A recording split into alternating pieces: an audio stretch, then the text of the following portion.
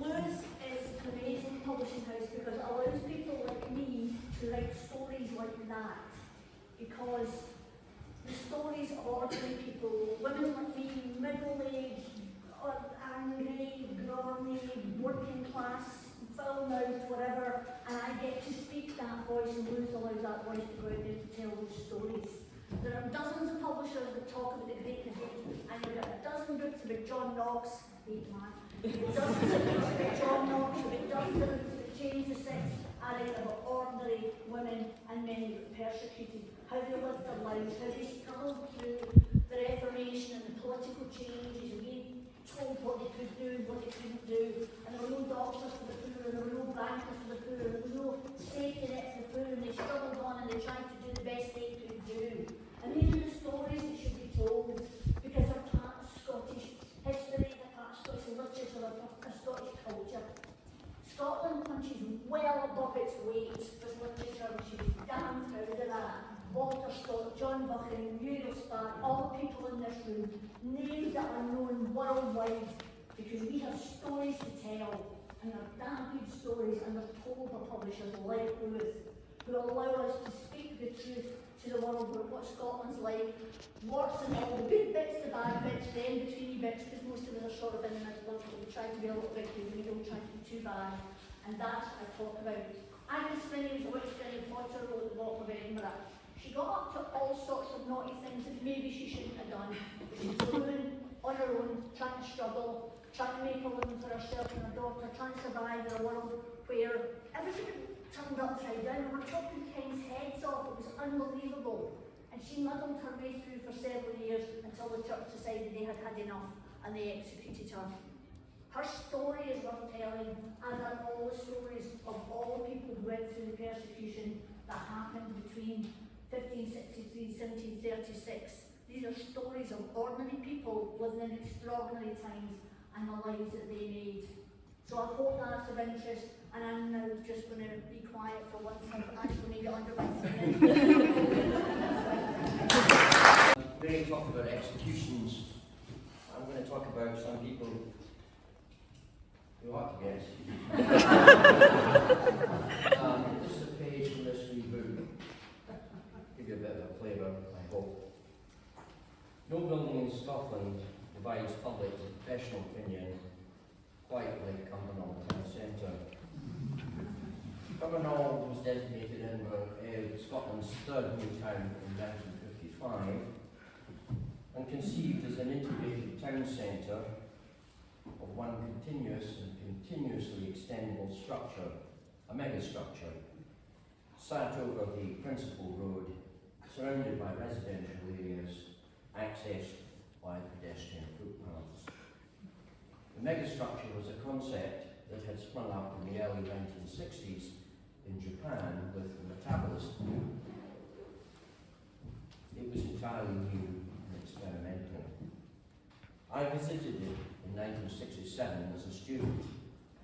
It seemed daring, relevant and prophetic, everything we were taught about modernism in our lecture courses, although some also argue that it was naive, crude, and overconfident, a view that has grown in strength over the years. It was crisp and clean when I saw it then, before the materials of which it was made suffered over the succeeding 60 years of the Scottish Climate and Development Corporation and local authority maintenance schedules, losing its sparkle and becoming nearly old rather than more appealing aged. Cumbernauld Town Centre was certainly on the rage at the time and was awarded the R.S. Reynolds Memorial Award for Community Architecture by the American Institute of Architects in 1967. See it soon. It may not be around for very much longer. Public and political dislike are likely to see its demolition and substitution by something safer, blander, easier to maintain, and which won't generate any discussion about architecture. Thank you. People here to make a request to you guys in a minute. So, secret life in the Scots language. Scots, like all languages, is highly emotional. We have an emotional connection to the way we speak, the way we think in our society. What I'm trying to do in Unlocking Scots was to take a step back and try and think of Scots like from a historical perspective, from a social perspective, from a linguistic perspective, and see how that has affected the way that we think about Scots, the way we speak Scots, the way we write Scots today. So, as you can imagine, that was a story of increasing marginalisation, a process of social engineering, multi-generation, for hundreds of years, in order to try to eradicate Scots and Gaelic from the Scottish margin. Okay? So now that book kind of foreshadowed, if you like, the Scottish Language Act, in which Scots, like Gaelic, is now an official language of Scotland, it is right now. Okay? But if that's going to mean something, we need to have a really strong think about what we're going to do with Scots, how we want it to develop, do we want it to be developed, do we want it to be revitalised. In the book I suggest that Scots is an unusual language, the way it's spoken in a dictionary language is quite difficult to grasp sometimes, it's quite complex. We do have a template, Gaelic has a lovely template for developing Gaelic, you get money and all that sort of stuff. Scots, we don't have that, we need to develop it. Okay? So in the book I make some suggestions, but what I'm doing right now is what my request is for you guys, is to follow up from that. Now Languages Act is a fact.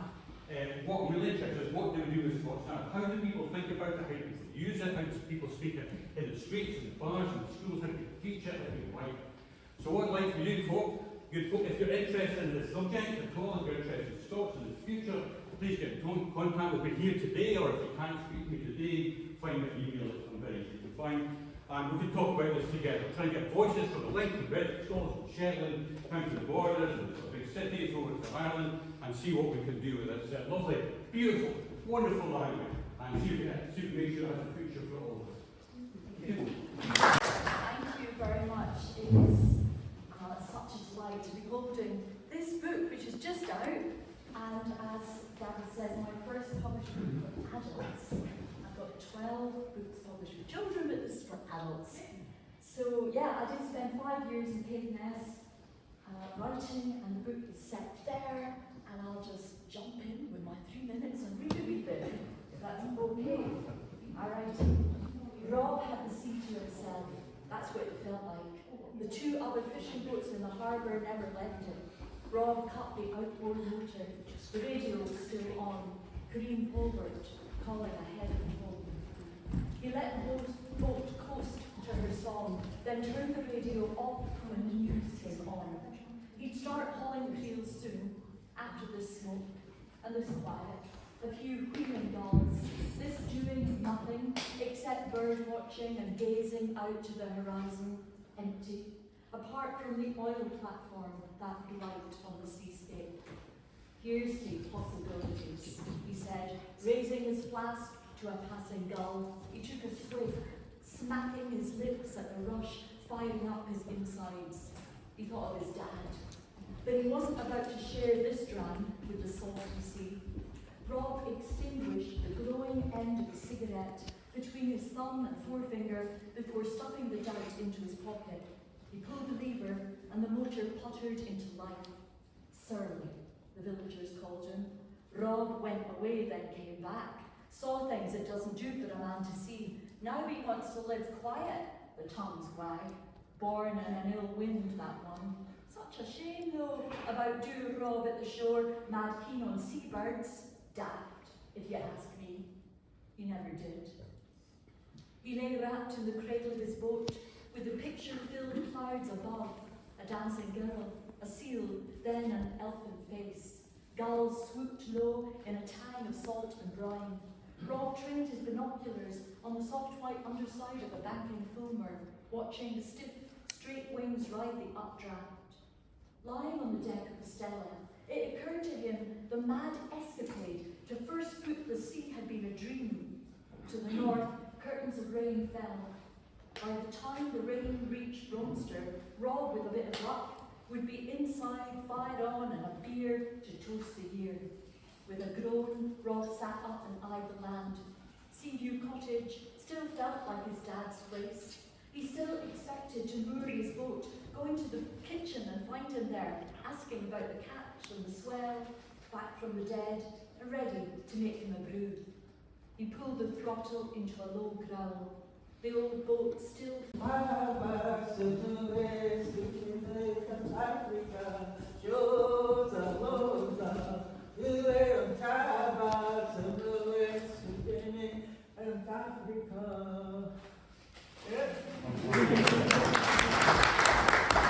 They were Scots. They were Africans from Scotland of the 3rd century. They found many artifacts and graves, and little dolls with African clothes, and many things. And after the Romans came to Carlisle, many Africans were left behind, and they mixed in with the Scottish people. So if you surprise and get a black baby, then you know.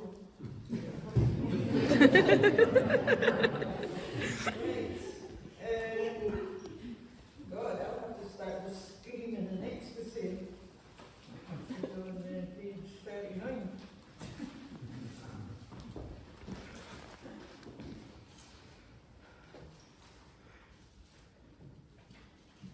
I had another program, so like I've had to change it. So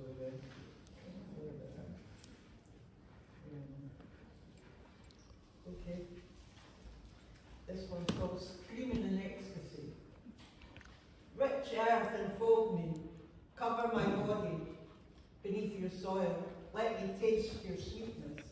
Let me drink in your smoke scent, which wafts around my senses.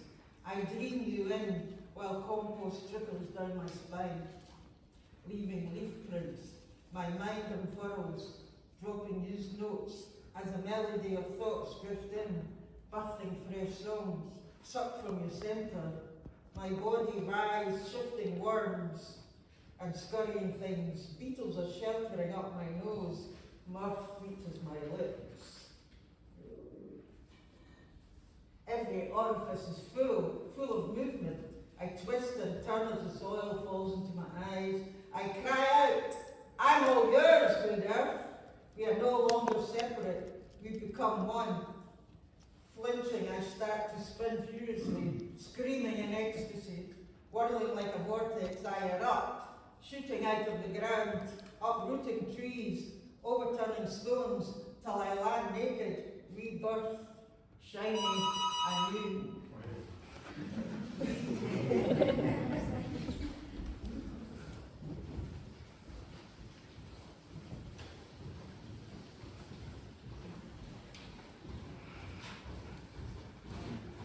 This one's called The Goalie, and it's more in Scots.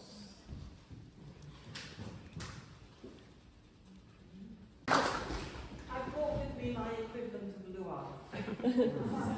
My very earliest memories were a puppy that arrived from the Edinburgh Cat and Dog Home. And Dad said, we're going to call the dog Luath. And I went, no, it can't be Luath. I want it to be called Daisy. The dog was called Luath. And Luath, she remained, for very strong reasons, as I later discovered, that my dad was a hugely passionate Robbie Burns fan. And I thought, so that's what Dad stands in front of us and recites every night when he had too much homemade wine. By God, they could make wine. My mum and Dad, one year, made 150 gallons of wine. Yes. Dandelion wine, gorse wine. They made wine from hawthorn. They made wine from things that were fascinating. These are things I had to discover. These are things that probably made me into a herbalist. I spent hours with my mum picking plants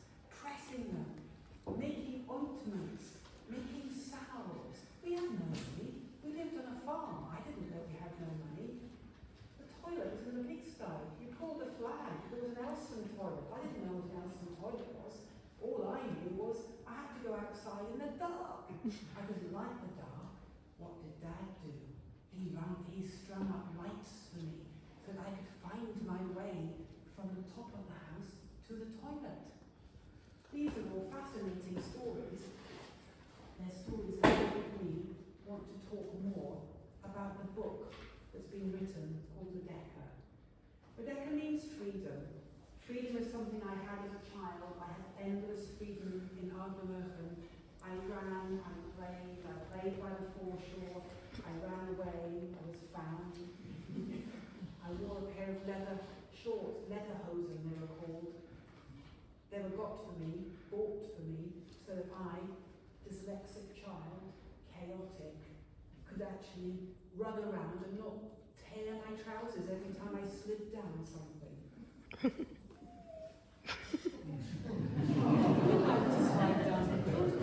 Gavin, he'll talk to you. He always talks to Laura. Especially Gavin sleep and talks to Laura.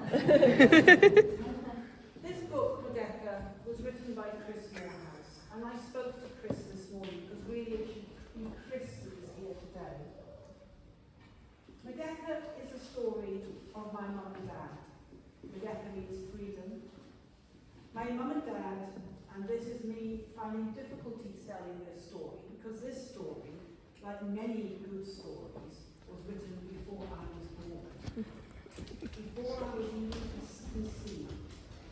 My dad, Tom Atkinson, he left school at 13. He went to work in a grocer's, and from there, he ran away from the Spanish Civil War. He was 14 years old and sent home, but by God, infused in that man were the principles that remained with him for the rest of his life. They were the principles that allowed me to be free, to run, to do what I wanted to do, to have a dog called Lottie, who's looking at me from over there. This is a story, really, of my mum and dad, and it's got in it something that I find fascinating. It's got a timeline, and I looked at that timeline and I thought, my God, hang on a second. The most important part of my mum and dad's life, the part that is always spoken about, was before I was born. It doesn't really matter to me at all. I'm not interested in what happened before I was born, because actually, as a child, the only thing I was interested in was myself, the landscape, the plants, and then I became interested in something called Luath Press. Because Luath Press was incredible as far as I was concerned. It gave me money. Actually, what I could do was take these galleys that were printed off and cut them out and paste them into books. And the first books that were made that my dad decided to publish, guidebooks of Scotland. My dad was a journalist. His life in Indonesia was a life of a politician. He went from a 13-year-old who left school and worked in a grocer's shop to becoming one of the most important politicians of his time. He was a speechwriter for Sukarno. He was an English man. He was a self-educated man. He joined up as soon as he could because he believed in democracy and freedom. And with those beliefs, he landed up in Batavia, the Dutch East Indies. He was the man who didn't refuse to move up the army system. He wanted to stay at the bottom because he felt he could make the most change in any world he came across. When he was in Batavia, he started learning about the local government, about the local culture. He produced a newsletter with the help of local people called Rebecca. These people later became the politicians of the time. He helped to set up the Indonesian embassy in London, all before I was born, before he was 39. Anyway, moving on swiftly to Luath Press, which we need to know that I have many secrets about the starting of Luath Press. When I spoke to Chris, I said, why was it important, Chris? Why did you want to write a book? This old lady, my mum, sat in the bookshop you were working in, Mary's Meals in Ayr. She sat down after Tom had died and said, she recognised Chris. Why did she recognise Chris? She recognised Chris because when he retired from his work, his main career, which was an analytical chemist, my mum had found Chris in the Ottokar's bookshop, talking to Dad, who always went and sat there while she went shopping. So he was deposited in the Ottokar's bookshop, chatting about politics to Chris. And now my mum refound Chris in Mary's meals and said, "You need to write a book about my dad." And Chris said to me this morning, my husband, and Chris said to me this morning, "If your mum wanted something, there's no getting past it." And Chris said, "History is only important if people know about it." Just hold that thought for a second. History is only important if people know about it. It's really important that we know about, to me, the history of my dad, the history of politics, the history of the Dutch East Indies, of freedom. My dad was involved in the SNP. I think I'm one of the very few people who's now going to go over 3 minutes. I'm also one of the very few people who can have in my vocabulary as a child, "Oh yeah, I met that guy, he's called Alistair Gray, yeah, he was okay." Mum invited him in with his wife, and guess what? She made those jam donutty things. No, not those ones, the little tarty things with jam on top. Yeah, those ones, they were delicious. And we also had fruity cake, that was really good. Oh, and you know, John Caldwell. Now, he wrote a book, yeah, I can't remember what he was about, but Willie Neal. Now, Willie Neal was great, because when Dad and Willie Neal were doing the Jolly Beggars, oh yeah, that was great. The drawings in that book were fantastic, because, now, who was it who did the drawings? Oh, I can't remember, but the best thing about him was he would always gave me some money if I went out the room and went to do something for him. He just looked at Dad, because I was one of these very interfering teenagers. So in my childhood, words had tripped off my tongue when I was at school, when I was in my later life, and anyway, when I was at Napier's Herbalists, which was my career, which is, 37 years of being a medical herbalist at Napier's, and I have stories there. I was one of your authors, Gavin, I have to correct you. There was a book called Napier's that my dad produced, and I did help with some of that, really reluctantly, recalcitrant young person. I'm not going to write a chapter, Dad, I don't want to. Anyway, the other names that trip off my tongue were Castro, Matt, Paul Robeson, Alistair Gray, Rob Smith, and Luath Press. So Cool Scots is a collection of famous and not so famous Scots, and the not so famous ones tend to be women, and I'd like to read a profile of a suffragette and aid worker, Evelina Haverfield, partly because yesterday would have been her birthday, and partly because I think we see there's some parallels with stuff that's going on in the world today. Daughter of William Scarlett, the 3rd Baron Avenger, Evelina Scarlett was born at Inverhockey Castle in the Highlands.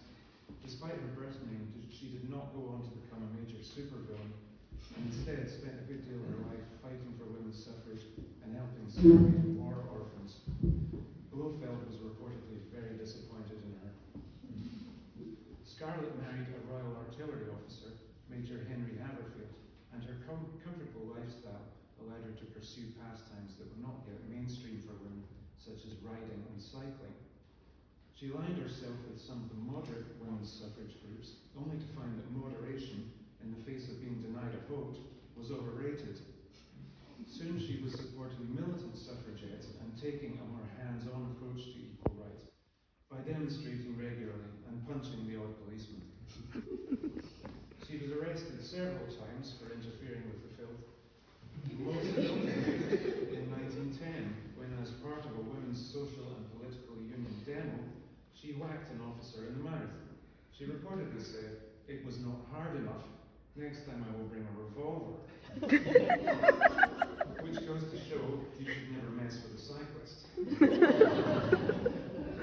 At the outbreak of war in 1914, Haverfield founded the Women's Emergency Corps to train women to become doctors, nurses, and motorbike couriers, and joined the Scottish Women's Hospital units in Serbia, where the whole mess was really kicking off. By 1916, however, she was forced home. Even the formidable Haverfield was unable to hold off the German advance. Sensing a humanitarian humanitarian crisis after the war's end, Haverfield returned to Serbia and established an orphanage in the mountain village of Bajna Basta. She devoted herself to the children of the region and was working there when she caught pneumonia and died. The whole village turned out for her funeral, a cool Scot with a warm heart and a healthy intolerance for the world's nonsense. So, happy birthday, Evelina. I was bringing up a young family in Leith in the 1980s with the heroin scene going on all around me. And when I first read Evan Welsh's Train Spotting, I thought, nice try, Mr. Welsh, but that's too topical and it's too local. It won't travel and it won't last. Well, obviously it did. I think Harry Gibson in the play and Danny Boyle in the with the film made it into a cultural fireball, made Train Spotting into a cultural fireball. I started writing about it. I could see that he was using the history and the geography of Leith to weave into his fiction, and I tried to sort it out. The key part of my critical analysis of Train Spotting the Walk is that it's chaotic. It was really made to get laid in two separate creative phases. In the first phase, Evan Welsh was just writing short stories with some common threads between them. And then he was persuaded to put it together into one volume, and he brought it to an ending of some sorts. But it's firmly set in the historical period. It bends historical timelines. But knowing the geography and the history of the place, Leith I've got a line in my book which says Leith in the 1960s, 70s, and 80s. Edinburgh International Festival took place in a faraway land as far as Leith was concerned. It was a gap site and a dereliction, a site of dereliction. My book came out in 2018, I think it was, and several times I've tried to engage Evan Welsh to make some sort of comment on it. He's always high. Good luck with that, yeah. When I did meet him, actually, Topping arranged a launch of his new book, Men in Love, and I joined the queue of people who signed copies of his book. 20 quid, that's not a poor man we're talking about, by the way. And when I got to the top of the queue, he seemed to know me. And I said, "Are you going to endorse my book?" And he said, no bother. He said, you see, yeah. So he scribbled out the email address of this contact person at Penguin Random House. So I tried, it's a bit of a scribble, I tried all plausible options, they've all come back undeliverable. It's personal.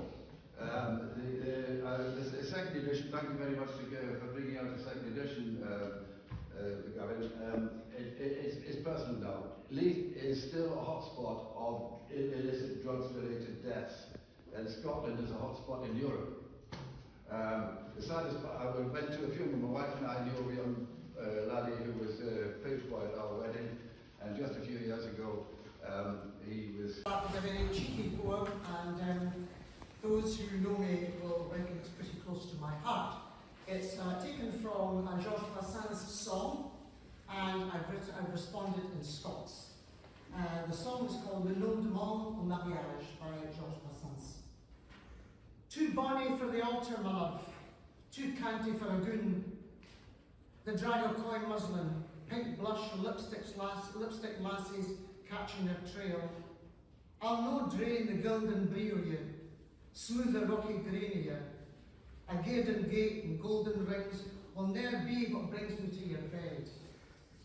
But still breathless at the look of you, am I wanting for the wagan clatter of you, warming at the quiet scatter and breath of you, tongue tacket by your sudden framing.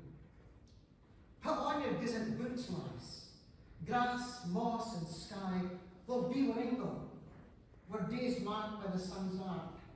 Sacred nifts, your skin bloom through the starlight.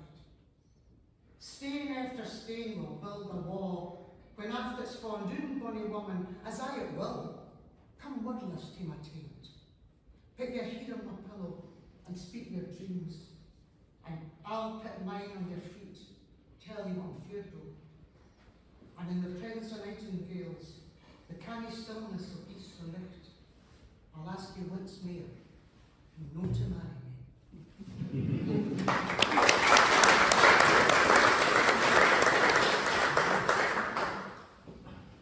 La femme qui veut danser. Et voilà une femme qui veut danser, et vêtue d'une robe rouge qui la couvre à peine. Elle veut se lancer parmi les flammes d'un feu de joie, ou bien se jeter du haut d'une montagne en Asie, pour se retrouver à la fin sur un sol qui n'est pas solide, mais qui glisse vers l'inconnu, l'interdit et l'impossible. C'est une femme qui n'en veut plus d'ordre, de règles, ni de lignes droites. On a marre de paroles et de masques de politesse. Elle cherche plutôt des journées et des heures d'été qui ne finissent jamais, des nuits des arcs-en-ciel infinis, de longs planchers qui la mènent à perte de vue, une forte musique à la rendre sourde, si forte que corps et chair se fondent, unis finalement avec le vent, les tempêtes et les rayons de soleil, qui marquent et transforment la terre entière. And what she is Sophie. She fizzes, a sherbet, is a bee caught in a jam jar. She is champagne in a fine cut crystal goblet.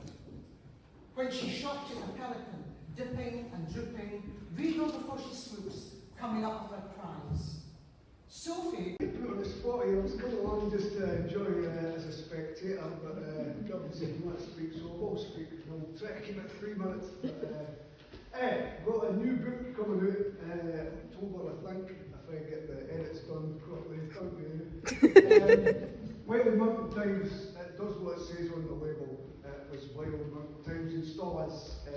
Very years of read, Mountain Days and Bothy Nights, great book.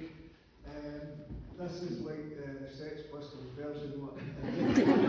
There's a lot of drink involved, just tents get set on fire accidentally. Guys come to the bash to the pub, think they'll heat their feet up over a stove and fall asleep and end up with 3rd-degree burns and that. There's loads of that. People flying off mountains and it's a wee bit different from just going climbing hills. There's a lot there in it. But, that's, I think, the launch October 2nd is Dundee Watson's. I'll just deviate a wee bit, seeing as there's a bit of poetry going on in that and celebrating the language and that. This was a wee poem that got us Scots Performer of the Year. And it was about a guy in Dundee, a true story.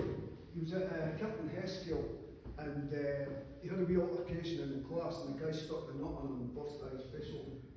And the teacher came in and asked Mick what had happened and says, I've been headed. So the teacher clattered him and asked him again and Mick replied with the same answer, I've been headed. So this is true. The teacher followed him in and corrected him that he was headed. So I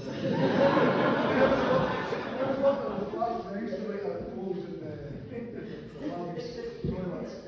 So I decided to write a wee short back for Mick to his teacher. Boy, why is your nose bleeding? I've just been headed. Smack. You've just been what? Headed. Smack. It's headed, boy, headed. Learn to speak proper. This is proper. Cla, cla, cumby, la, pendy, pletty, gable, endy, husna, hus, wisna, was, pe, cre, gugget, dre, la, hull, wulna, wool, pulley, toley, lavi, holy, hua, stuur, sanis, fua, fich, drich, boss, kich. I'm warning you, boy. Kenya, Kidja, Widja, Scare, Cribby, Clyde, Mibby, Chucky, Doggy, Gadgy, Noggy, Rather, Brother, Other, Mother, Dooley, Beastie, Cludgy, Healy, Clotty, Manket, Beerman, Bucket, Baggies, Flinties, Feelies, Yonky, Took it, Took it, Pally, Juke it. That's it, boy, you're expelled. Bra, snar, flag, jar. There's a head, dead shite, again, loud, cow, lobby, down, tolly, swally, polly, marley, kent, pent, a head, arna, couldna, warna, shouldna, givna, hanging, slapping, man. Boy, haven't finished. Yellow, nosy, busted, isn't grovel, isn't used to yes, used to shiz, man is clad, God. Yellow, nosy, sober, busted, isn't grovel, isn't used to, yes, use, shiz, marries, larries, esses, starries, glick. You don't get the end of the story.